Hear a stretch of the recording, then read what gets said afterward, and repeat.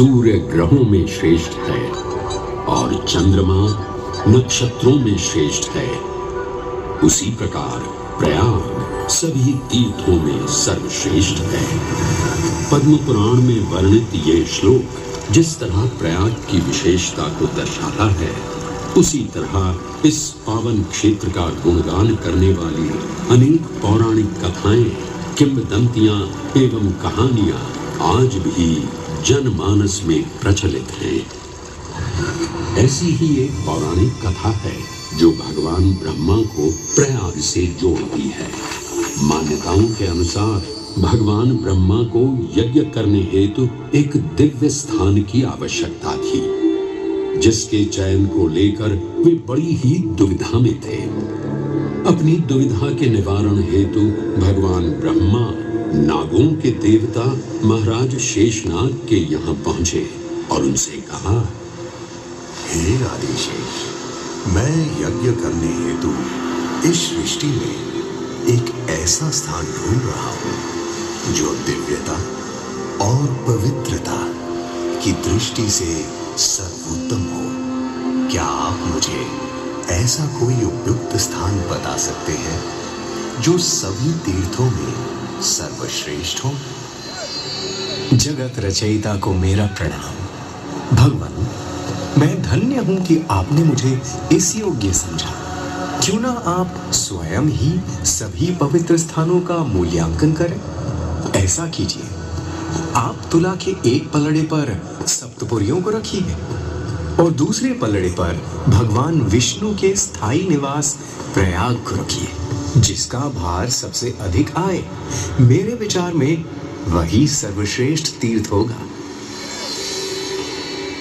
इस मूल्यांकन के परिणाम स्वरूप प्रयाग का पलड़ा ही भारी रहा। इस तरह प्रयाग की प्रधानता सिद्ध हुई और तभी से इसे तीर्थों का राजा कहा जाने लगा। आज भी ऐसी मान्यता है कि भगवान ब्रह्मा ने गंगा नदी के पश्चिमी तट पर 10 अश्वमेध यज्ञ संपन्न किए थे। आज उस स्थान को हम दशाश्वमेध घाट के नाम से जानते हैं। भगवान ब्रह्मा के अलावा इंद्रदेव, वरुण देव एवं सोमदेव ने भी प्रयाग क्षेत्र में ही भगवान विष्णु की आराधना करने हेतु यज्ञ किए थे, जिससे उन्हें भी श्री हरि का आशीर्वाद प्राप्त हुआ। प्रयाग शब्द में प्र का अर्थ है प्रकृष्ट और याग का अर्थ होता है यज्ञ। इसीलिए इन दो शब्दों से बना प्रयाग सबसे पवित्र स्थान माना जाता है। प्रयाग ही संसार में एकमात्र ऐसा पावन क्षेत्र है जहां 3 पवित्र नदियों का संगम होता है। इस संगम का भी एक अनूठा महत्व है।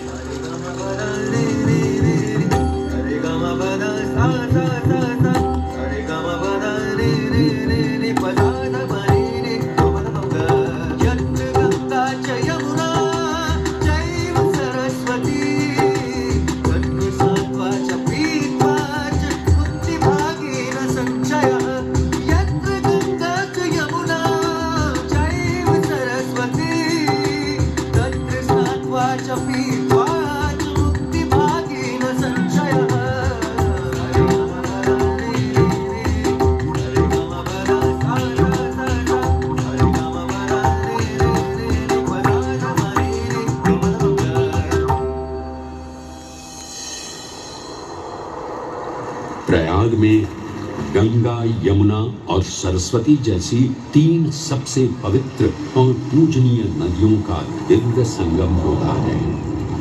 इन नदियों के संगम में स्नान करने एवं संगम का जल ग्रहण करने से मनुष्य मुक्ति का अधिकारी बन जाता है और इसमें किंचित भी संदेह नहीं है। ब्रह्म पुराण में ब्रह्मा जी भी कहते हैं कि प्रयाग में सरस्वती जी अदृश्य रूप में आकर गंगा जी से मिलती हैं। इसलिए इस क्षेत्र को सरस्वती तीर्थ संगम भी कहा गया है। सरस्वती नदी के अदृश्य रूप से मिलने के पीछे भी एक पौराणिक कथा सुनने को मिलती है। ऐसा माना जाता है कि बद्रीनाथ क्षेत्र की गुफाओं में जब वेद व्यास जी भगवान गणेश को महाभारत की कथा सुना रहे थे, तब उस क्षण सरस्वती जी हिम शिखरों से टकराते हुए अपना मार्ग बनाती हुई बड़ी ही तीव्र गति से बह रही थी। सरस्वती नदी के इस तेज बहाव से उत्पन्न होने वाली तेज ध्वनि वेद व्यास जी का ध्यान भंग कर रही थी। इसलिए महर्षि वेद व्यास जी ने सरस्वती जी से वेग और ध्वनि को कम करने का आग्रह किया, परंतु उनके अनुरोध उपरांत भी जब सरस्वती नदी के वेग एवं ध्वनि में कोई कमी नहीं हुई, तो उन्होंने क्रोधित होकर सरस्वती जी को श्राप दे दिया और कहा कि वे अब धरती के भीतर यानी कि पाताल लोक में प्रवाहित होंगी। तब से ये माना जाता है कि हिम शिखरों से उद्गमित हुई सरस्वती नदी उत्तराखंड के माना गांव से आगे अपने अदृश्य रूप में प्रवाहित होती है। आगे चलकर यही अदृश्य रूपी मां सरस्वती प्रयागराज में गंगा एवं यमुना नदी से मिलकर त्रिवेणी संगम को पूर्ण करती है। ये प्रयाग नगरी पवित्रता का उद्गम है, जिसके अंश हमें वेदों एवं पुराणों में भी मिलते हैं, जिनमें वर्णित है सुरों असुरों द्वारा हुआ समुद्र मंथन। अमृत प्राप्ति के लिए सुरों और असुरों ने एकजुट होकर क्षीर सागर का मंथन किया, जिसके संदर्भ में पुराणों में विभिन्न कथाएं देखने को मिलती हैं। उन्हीं कथाओं में एक कथा महर्षि दुर्वासा और इंद्रदेव से संबंधित है। इस कथा के अनुसार ऋषि दुर्वासा ने इंद्रदेव से प्रसन्न हो उन्हें पारिजात पुष्पों की एक दिव्य माला भेंट की, जिसे इंद्रदेव ने साधारण पुष्पों की माला समझ स्वयं धारण न कर उसे अपने वाहक गजराज ऐरावत के मस्तक पर रख दिया। पल भर में गजराज ने वो माला धरा पर गिरा उसे अपने पैरों तले रौंद दिया। ऋषि दुर्वासा से ये अपमान सहन न हुआ और उसी क्षण क्रोधित हो उन्होंने इंद्रदेव को श्राप दे दिया। हे अहंकारी इंद्र, तेरा इतना दुस्साहस कि तूने मेरा अपमान किया। जिस वैभव एवं शौर्य पर तू इतरा रहा है, क्षण भर में ही तेरा ये वैभव, प्रतिष्ठा, शक्तियां सब नष्ट हो जाएंगी। अत्रि पुत्र दुर्वासा समस्त देवगणों को श्रीहीन होने का श्राप देता हूं।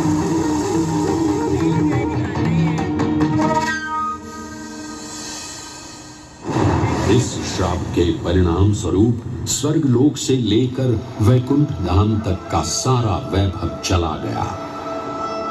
जहां स्वर्गलोक में सभी देवता अपना वैभव एवं शक्तियां खो चुके थे, वहीं वैकुंठ धाम में मां लक्ष्मी भी क्षीर सागर की गहराइयों में चली गई। उनके जाते ही सृष्टि का संतुलन बिगड़ने लगा एवं असुर राजा बलि ने तीनों लोक अपने अधीन कर लिए। ये सब देखकर सभी देवतागण अपने श्राप के निवारण हेतु भगवान विष्णु की शरण में जा पहुंचे और कहने लगे, हे पालनहार, हे स्वामी, अब आप ही हमें इस श्राप से मुक्त होने का मार्ग बता सकते हैं, अन्यथा हम अपनी शक्तियों से सदैव वंचित ही रहेंगे और युद्ध में कभी भी असुरों का सामना नहीं कर पाएंगे। हे देवराज, ऋषि दुर्वासा के श्राप से सभी देवतागण जीवन मृत्यु के काल चक्र में बंध चुके हैं। इस काल चक्र एवं श्राप से मुक्त होने के लिए अब केवल एक ही मार्ग शेष है और वो है समुद्र मंथन। इस समुद्र मंथन से निकलने वाले रत्न ही आपके खोए हुए यश, वैभव और कीर्ति को पुनः स्थापित करेंगे। परंतु आपको इस मंथन के लिए असुरों के बल की भी आवश्यकता होगी, क्योंकि उनके बिना यह समुद्र मंथन संभव नहीं है। जैसे आपकी आज्ञा प्रभु। हम असुरों के साथ समुद्र मंथन करने के लिए तैयार हैं। देवताओं और असुरों ने एक मत होकर क्षीर सागर का मंथन करना स्वीकार किया। जहां मंदार पर्वत मथनी के रूप में आए तो वहीं वासुकी नाग को नेति की भूमिका मिली। भगवान विष्णु ने स्वयं कुर्म अवतार धारण कर मंदार पर्वत को उसका आधार प्रदान किया। क्षीर सागर को मथना शुरू किया गया और 14 रत्नों में सबसे पहले हलाहल विष उत्पन्न हुआ। उस विष के प्रभाव को कोई भी देवता या असुर सहन करने में समर्थ नहीं थे। इस कालकूट विष से सृष्टि का विनाश हो सकता था। इसीलिए इस आपदा से बचाने स्वयं देवों के देव महादेव प्रकट हुए और उन्होंने इस विष का पान किया। ये सब देख मां पार्वती ने विष को भगवान शिव के कंठ तक ही रोक दिया। इस कालकूट विष के प्रभाव से महादेव का कंठ नीला पड़ गया और तभी से उन्हें नीलकंठ के नाम से ही जाना जाने लगा।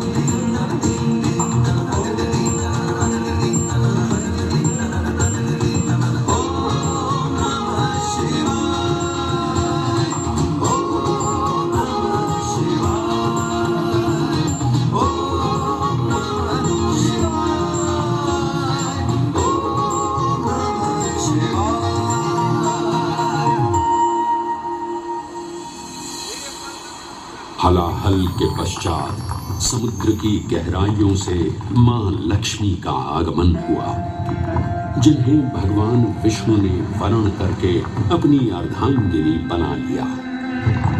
इसके पश्चात समुद्र मंथन से एक एक कर कामधेनु गाय, पारिजात वृक्ष, चंद्र, कल्प वृक्ष, अपार सुंदर अप्सराएं, गंधर्व, शंख, उच्चैःषवा, वारुणी एवं कौस्तुभ मणि जैसे अनेक रत्न उत्पन्न हुए।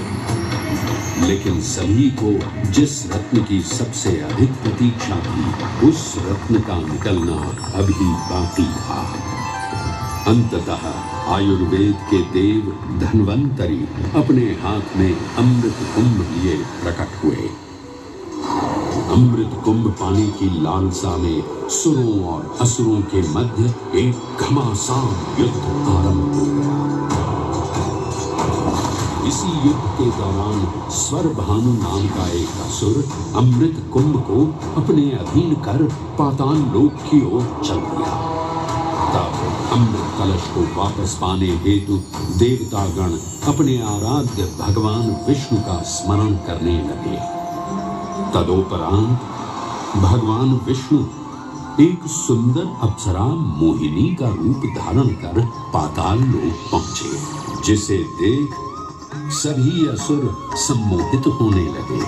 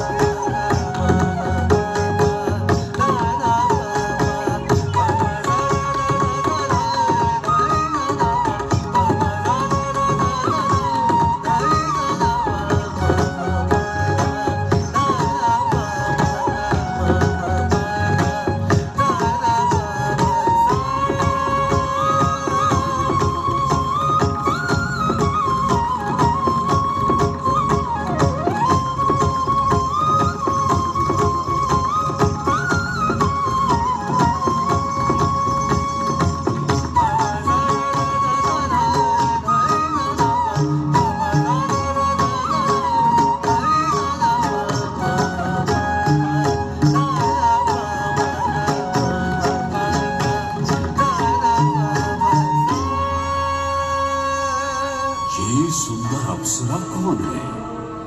ये कहां से आई है? इसने तो मेरा मन ही मोह लिया। इसे तो मैं ही लेकर रहूंगा।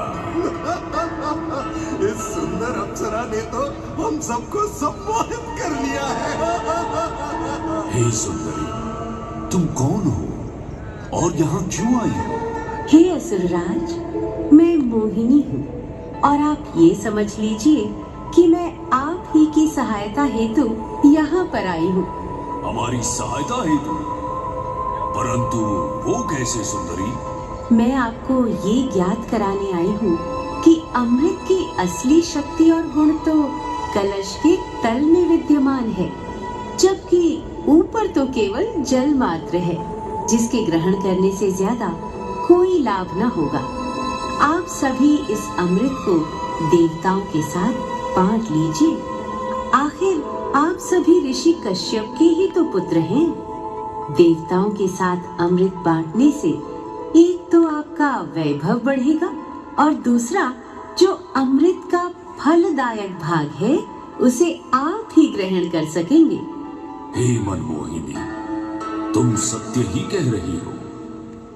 परंतु अगर हमने ये अमृत कलश देवताओं को दे दिया तो क्या पता वे सारा अमृत स्वयं ही ग्रहण कर लें और हम सभी असुर इससे वंचित ही रह जाएं।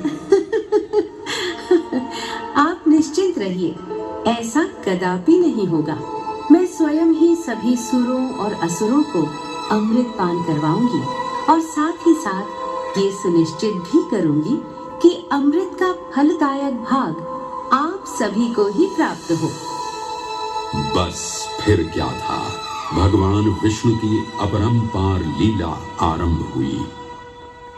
जहां एक ओर सभी देवतागण विराजे तो वहीं दूसरी ओर सभी असुर।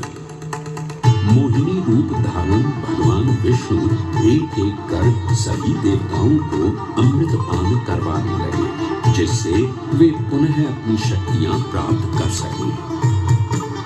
परंतु स्वरभानु नाम का असुर जल्द ही भगवान विष्णु की ये चालाकी भांप गया और चुपचाप देवता वेश धारण कर उन्हीं के बीच में जाकर विराजमान हो गया।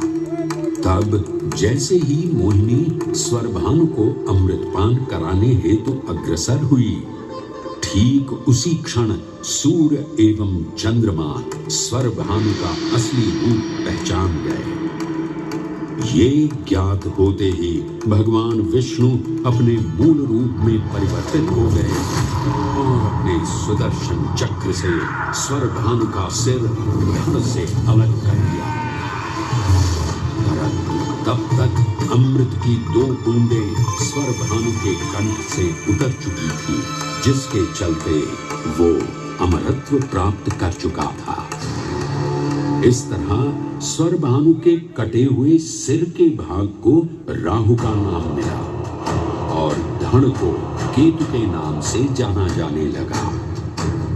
माना जाता है कि प्रतिशोध की ज्वाला में ज्वलित राहु एवं केतु सूर्य एवं चंद्रमा पर ग्रहण लगाते हैं। इस प्रकार सूर्य और चंद्र पर ग्रहण लगना राहु और केतु का प्रतिशोध माना जाता है। भगवान विष्णु की ये लीला देख सभी असुर अचंभित हो उठे। इससे पहले कि वे कोई प्रतिक्रिया दे पाते, भगवान विष्णु के वाहन पक्षीराज गरुड़ ने शीघ्रता से अमृत कलश को उठा लिया और अपने साथ लेकर स्वर्गलोक की ओर उड़ चले। कहते हैं पक्षीराज की इस यात्रा के दौरान पृथ्वी पर 4 जगह अमृत की कुछ बूंदें छलक कर गिर पड़ी थी और इन बूंदों से उन नगरों की नदियों के पानी में अमृत जैसे गुण आ गए थे। वे 4 स्थान हरिद्वार, प्रयाग, उज्जैन एवं नासिक हैं और यही कारण है कि इन 4 नगरों में कुंभ का पर्व मनाया जाता है। ऐसी भी मान्यता है कि एक दिव्य दिवस एक सांसारिक वर्ष के बराबर होता है। और पक्षीराज गरुड़ की यात्रा में 12 दिन लगे थे। इसीलिए हर 12वें वर्ष में कुंभ पर्व मनाया जाता है।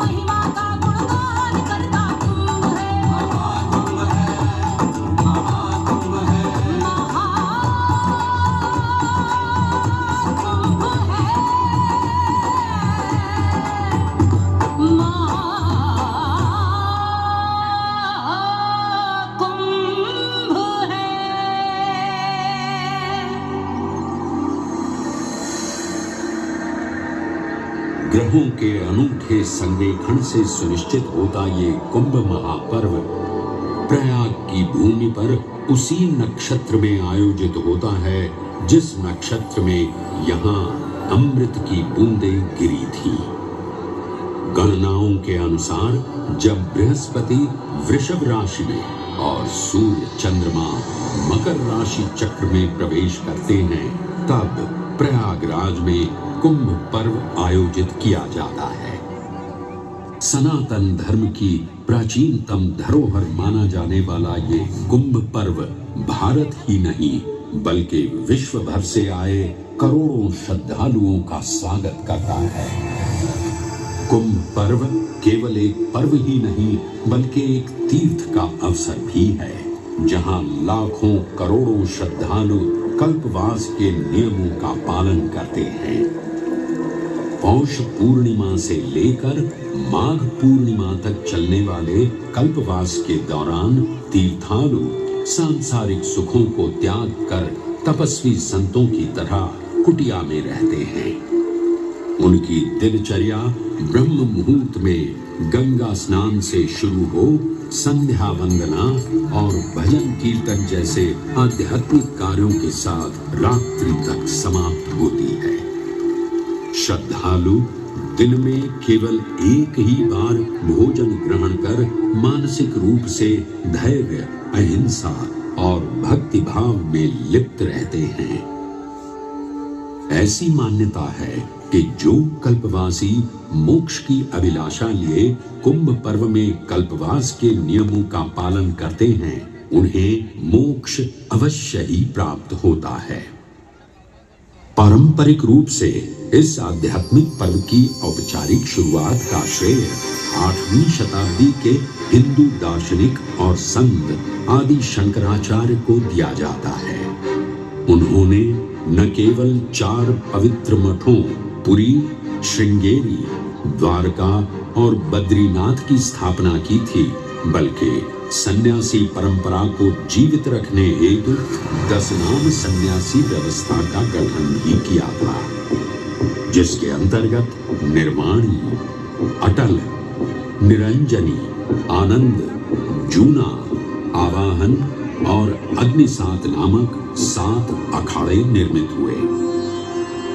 आदि शंकराचार्य का उद्देश्य शास्त्रों के ज्ञान को आपस में साझा कर सनातन धर्म के दार्शनिक आधारों को सुदृढ़ और परिपक्व करना था। अतः धर्म की सभी शाखाओं को संगठित रखने हेतु आदि शंकराचार्य ने प्रयाग की भूमि पर कुंभ पर्व को पुनः आयोजित किया। आज के इस दौर में कुंभ पर्व की महत्ता का अनुमान इसी बात से लगाया जा सकता है कि यूनेस्को द्वारा मानवता की अमूर्त सांस्कृतिक विरासत की प्रतिनिधि सूची में इस पर्व को शामिल किया गया है।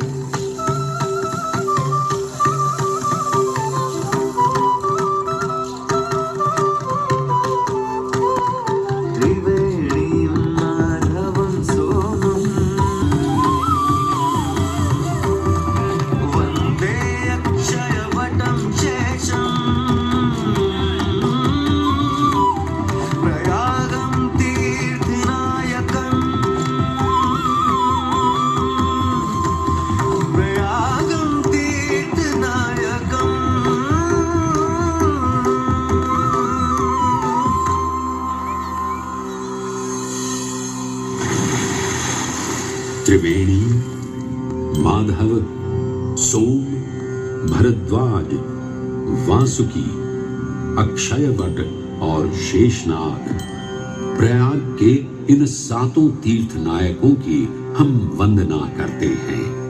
परंतु उक्त 7 तीर्थ नायकों में वेणी माधव का ही प्रमुख स्थान है। त्रिवेणी संगम में स्नान के साथ साथ श्रद्धालु वेणी माधव मंदिर में दर्शन कर भगवान विष्णु का आशीर्वाद भी प्राप्त करते हैं। मान्यताओं के अनुसार वेणी माधव इलाहाबाद किले के परिसर में स्थित पातालपुरी मंदिर में एक पवित्र अक्षयवट वृक्ष के पत्तों पर एक बालक के रूप में विश्राम करते हैं। पौराणिक कथाओं के अनुसार अक्षयवट एक शाश्वत वृक्ष है जो भगवान विष्णु का स्थायी निवास है, जहां से वे सृष्टि का पुनः निर्माण करते हैं। त्रेता युग में भी अक्षयवट वृक्ष का उल्लेख देखने को मिलता है। कहा जाता है कि भगवान श्री राम, माता सीता एवं अनुज लक्ष्मण अपने वनवास काल में इस स्थान पर आए थे। वैसे तो भगवान श्री राम का वनवास प्रयाग में श्रृंगी ऋषि को समर्पित श्रृंगवेरपुर धाम से आरंभ होता है। ये वही स्थान है जहां निषाद राज गुह ने भगवान श्री राम, माता सीता और अनुज लक्ष्मण को गंगा पार जाने के लिए सहायता प्रदान की थी। श्रृंगवेरपुर से प्रभु श्री राम ऋषि भरद्वाज के आश्रम पहुंचे थे।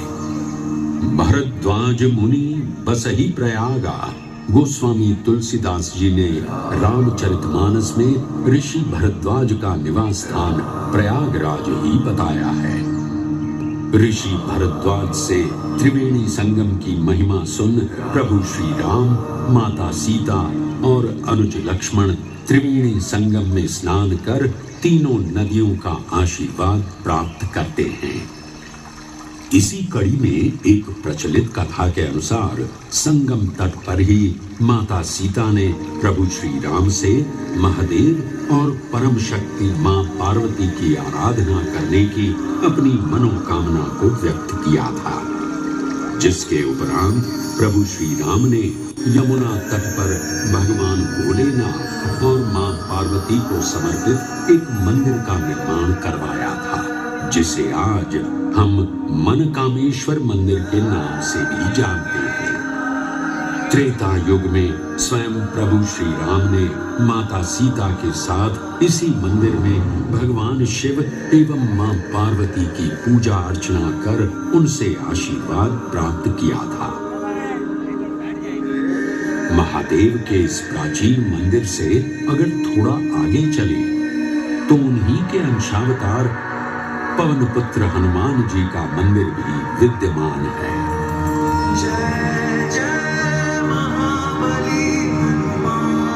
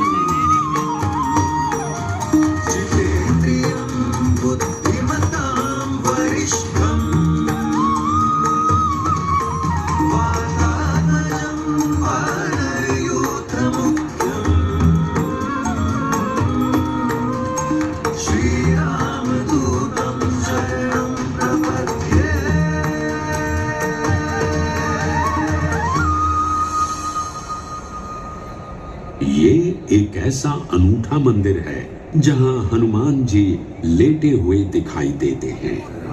प्रचलित कथाओं की माने तो हनुमान जी के आदेशानुसार बाघंबरी बाबा को इस तट पर उत्खनन करते समय हनुमान जी की एक दिव्य मूर्ति प्राप्त हुई थी, जिसके फलस्वरूप आज यहाँ बड़े हनुमान जी का मंदिर विद्यमान है। इस चमत्कार से विस्मयाभिभूत हुए बाबा बाघंबरी ने हनुमान जी की सेवा में अपना जीवन समर्पित कर दिया। आज भी इस मंदिर की देखरेख का कार्यभार बाघंबरी गद्दी ने ही संभाल रखा है। पुराणों एवं अनेक धार्मिक ग्रंथों में वर्णित प्रयाग क्षेत्र के कौशाम्बी का उल्लेख देखने को मिलता है। कौशाम्बी प्राचीन भारतीय वत्स महाजनपद की राजधानी थी। गौतम बुद्ध ने अपने तपस्वी जीवन के 6ठे और 9वें वर्ष यहीं बिताए और अपने अनुयायियों को कई महत्वपूर्ण धर्मोपदेश भी दिए। बौद्ध धर्म से अगर जैन परंपरा की ओर चले तो ऐसी मान्यताएं आज भी प्रचलित हैं कि प्राचीन तीर्थंकर ऋषभदेव ने भी वत्स देश में ही ज्ञान प्राप्त किया था।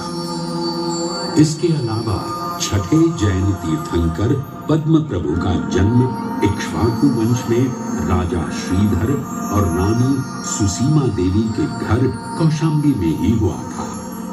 यहाँ तक कि मगध सम्राट अशोक ने भी अपनी शाही देखभाल के लिए इसे अपनी उपराजधानी बनाया था।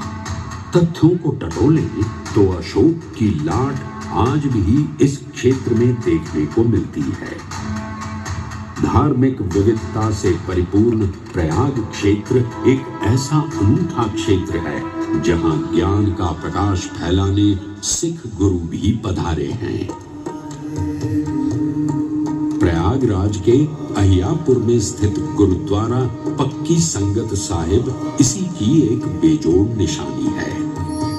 माना जाता है कि श्री गुरु तेग बहादुर जी अपनी यात्रा के दौरान 6 महीने इसी स्थान पर रुके थे। यहाँ वे प्रार्थना और ध्यान करते थे, इसलिए इसे तप स्थान भी कहा गया है। ये कहना गलत नहीं होगा कि त्रिवेणी संगम के तट पर गुरुओं और संतों की शिक्षाओं का अनोखा समावेश है। ये गुरुद्वारा पक्की संगत साहिब इलाहाबाद के नाम से कुछ समय के लिए चर्चित ये प्रयागराज आज भी जीवंत है। धर्म और संस्कृति का अनूठा इतिहास संजोए हुए तीर्थराज प्रयागराज में वेणी माधव, शिव और शक्ति के विभिन्न स्वरूप आज भी विद्यमान हैं, जो इस पावन क्षेत्र को अद्वितीय बनाते हैं। प्रयागराज की इतनी विशाल पृष्ठभूमि समझने के बाद लगता है कि ये कहना कभी गलत नहीं होगा कि प्रयागराज सिर्फ एक शहर नहीं बल्कि अपने अंदर दैवीयता, विविधता और धार्मिकता को संजोए हमारा पूर्ण गौरवशाली इतिहास है।